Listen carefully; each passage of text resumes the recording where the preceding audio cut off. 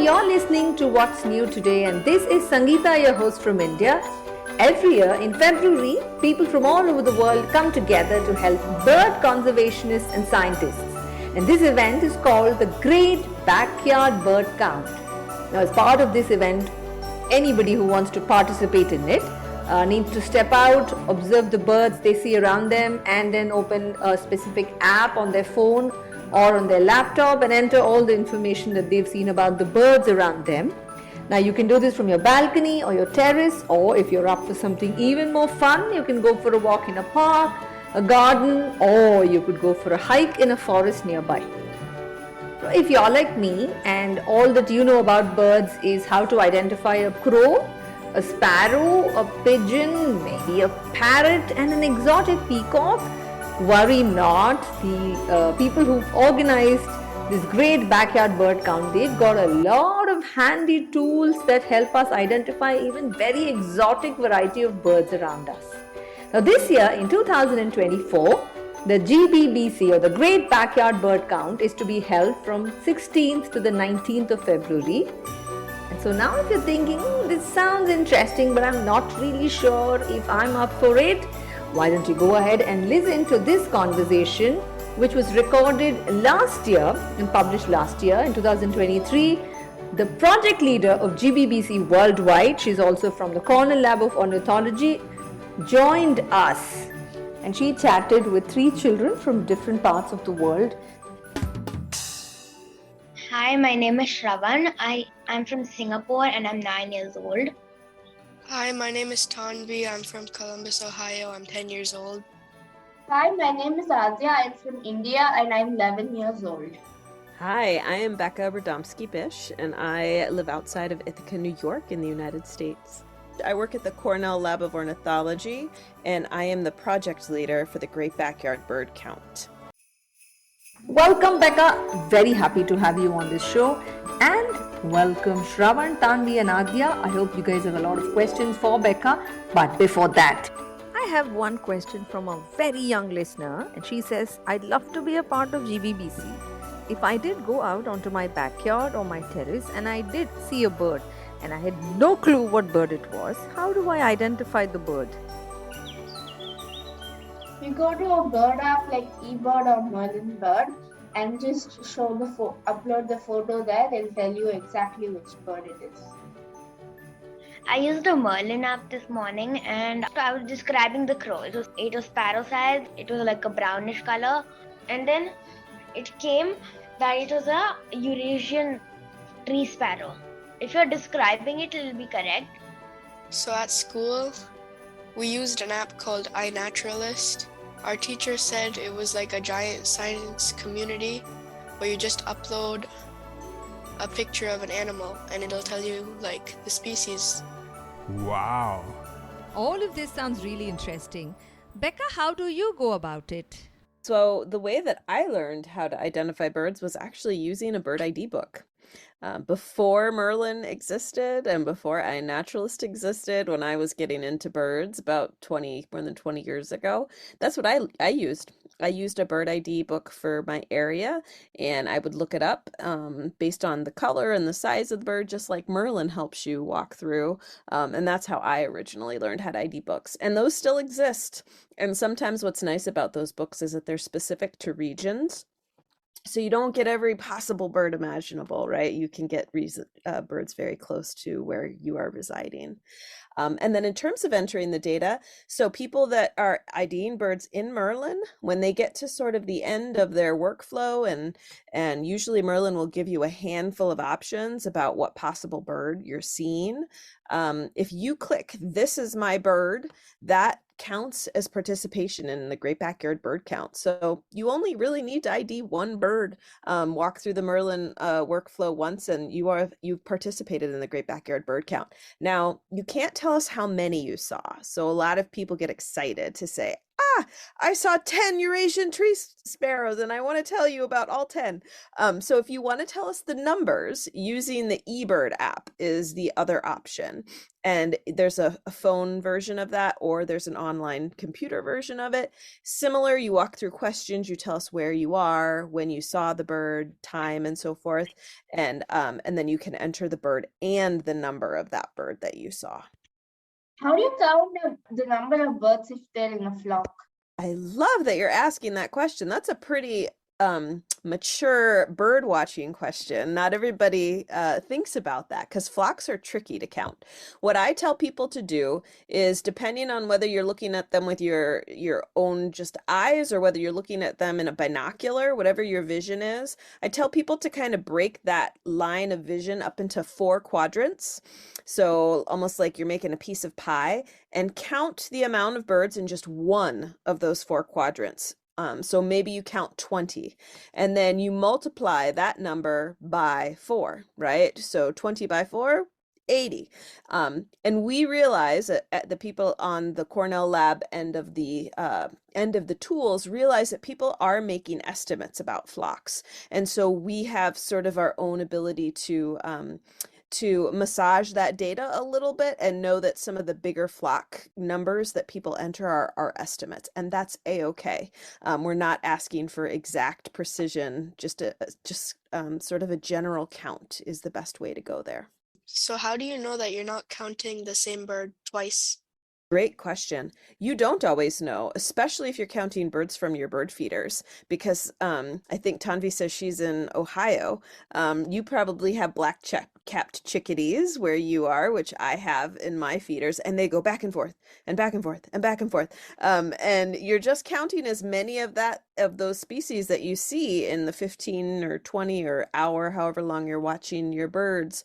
And it's okay if you are counting the same bird more than once. You're just recording how many times you saw that type of bird in the window of time that you're watching. And again, when we download this data, as the scientists use this data, they realize that there will be redundancy in some of the birds based on area, based on just people who are reporting birds. And so they can weave in sort of changes to their mathematical analysis to account for possible redundancies. Wow, that was a lot of info. Listeners, I hope you all are getting ready to ruffle some feathers. Please go ahead, install all of these cool apps ahead of the great backyard bird count.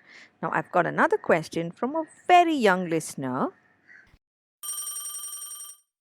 What would happen if there were no birds at all on Earth? Well, for the start, the food chain would collapse. Insects would crawl up and get it too much in number, and all the animals and plants would die. There would be no protein for us. Eggs gave us proteins. So actually, things that birds eat would become invasive, and things that eat birds would become endangered because they wouldn't have enough food source, or if they eat other things, they would go after the other things they eat more, and the other things they eat would become endangered. I love how scientific all of your minds are, because when you asked this question, the first thing that my mind went to was, what a boring world. No songs, no bird songs, no beautiful plumage and colors flitting around. So my mind, even though I'm technically considered the scientist, my mind went to just, life wouldn't be as colorful or sound as fun without birds. So you all are ahead of me with the science. But no, I agree. There would be definitely collapse of certain food chains for sure. We would definitely have an overabundance of insects because there's many birds that consume insects. And that's actually one of the reasons why many animal populations are decreasing right now, unfortunately, and birds and insects are one of those. And we're seeing those declines going down at the same time. Man, I don't want to live in a world without birds myself. I don't know about you all. All right, one last question from my side. if you acquired some magical superpower by which, you could turn yourself into a bird, which one of these two would you prefer? Would you prefer being a migratory bird, travel long distances, see new places and meet new birds, but you may or may not find food easily? Or would you rather be one of those birds that usually stays in just one place where you're reasonably assured of your food supply? This is a hard question because I like staying in one place, but I also want to go see around the world. But do I have to be on top of the bird, or can I just be the bird? Yeah, either option works. So I'll rather sit on top of the bird because I want to see the entire world. And if I become a migratory bird, non-migratory bird, the ones that don't migrate, just stay in one place. The one place I would stay in would be probably the US because it has a lot of food. A lot of food. Yeah, So there are a lot of terms and conditions attached to your choice. yeah. Tanvi? I think I'd stay in one place because I'd rather have something easy. And like Shravan said, in the US, they have more protection for birds. So, yeah, I just live in a bush or a tree near a bird feeder. That's what the birds that live in my bush do. Very interesting choice. What about you, Adya? Okay, now I'm getting conflicted because I like having a steady food source and having like one home, but at the same time I like to explore. But if you could choose only one? I choose to be on top of a migratory bird. An adventure seeker. Pekka, do you have a choice? I would be a migratory bird. I know it's a high risk life. It's treacherous to move from place to place every season, but you get to see a lot more of the world when you're a migratory bird. And it's interesting, you all would stay in the United States. You know where I'd go? Straight to the tropics. I'd go to tropical areas. And I know India has a growing population of people that are feeding birds. Birds have become India, I don't know if you all know this, but the United States submitted the most checklists, but India was second last year for the most checklists submitted during GBBC. It was incredible. So there's many places around the world where people love birds and are feeding them, and there's a lot of policies to protect birds. I have a question for Becca. What will we get if we shoot down birds? I get why they shoot down animals for the flesh. Birds like sparrows or parrots, what do they get from those kind of birds? It's a very good question. Most birds in the US, it would be illegal to shoot a bird down out of the sky or its environment. And then in terms of eating them, not a whole lot. The birds that are traditionally eaten in the United States are wetland birds. So ducks are sometimes shot and consumed for meat. Turkeys, I was going to say turkeys, Thanksgiving, our traditional Thanksgiving bird. And then, of course, people raise chickens and pheasants for meat. But your sort of average songbird, there just wouldn't be very much meat there to eat. What's the rarest bird that's ever been recorded in the GBBC? Wow, that's a really hard question. I'll admit that I've only been managing GBBC for, this will be my 4th year, and it's been going for 26 years. So I can't speak to the years before I was directly involved. But last year, we saw a couple of birds. Mostly these are birds that have gotten off track. They're normal migratory sort of places.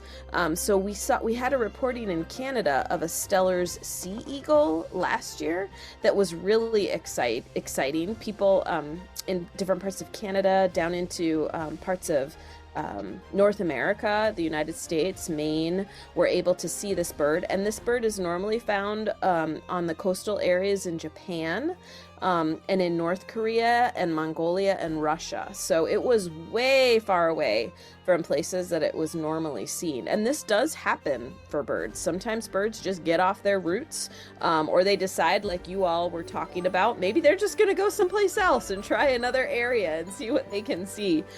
So birds sometimes do that too. And that sighting last year was very exciting for people in Canada and the United States, to be able to see a bird that normally you'd have to get on an airplane and fly really far away to be able to catch a glimpse of.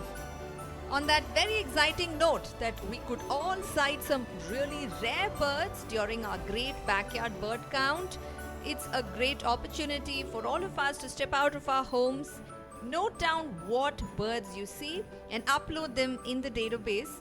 If you'd like to know links to which apps you can download to be able to record your observations, we've left links to these in the show notes below. And thanks all of you for being such a wonderful part of today's conversation, and a very big special thanks to Becca for being such a great sport and answering several of these offbeat questions. Wonderful to meet you all. I loved it. And that brings us to the end of this episode.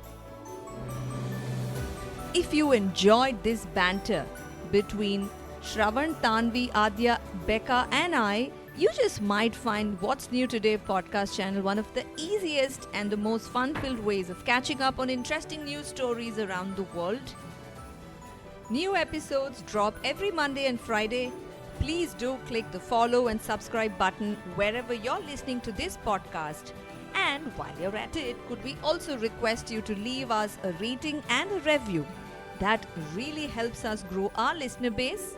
Have a great day and thanks for listening.